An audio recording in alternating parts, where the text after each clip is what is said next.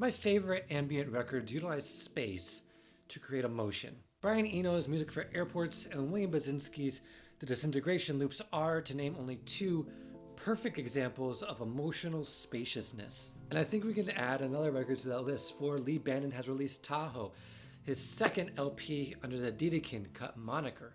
As much as it reminds me of Eno and Basinski, Tahoe also embraces space differently than either of those artists, for he frames space not just as the decaying of sound or the absence of sound, but using sound to create spatiality. Or, in other words, to make it a little less pretentious, it feels like every track is a headspace or a very personal narrative.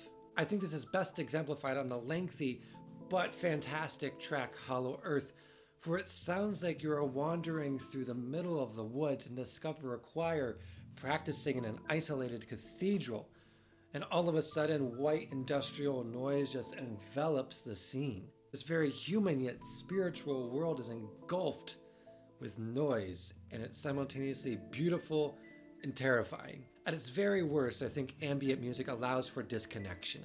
It allows you to approach the music as background, as nothing more than that. But when it works, like with Music for Airports or The Disintegration Loops, and I think with Tahoe, it makes you approach every single track as something intimately created by an artist, trying to make you feel something within that moment. In Dedekind cuts, Tahoe feels very personal, it feels very intimate. For you can see the artist consciously making these tiny worlds for the listener to exist within. So Dedekind Cuts Tahoe is a beautiful ambient record full of natural sounds, industrial noises, white noise, and it doesn't let you relax. It wants you to focus on the worlds it's creating.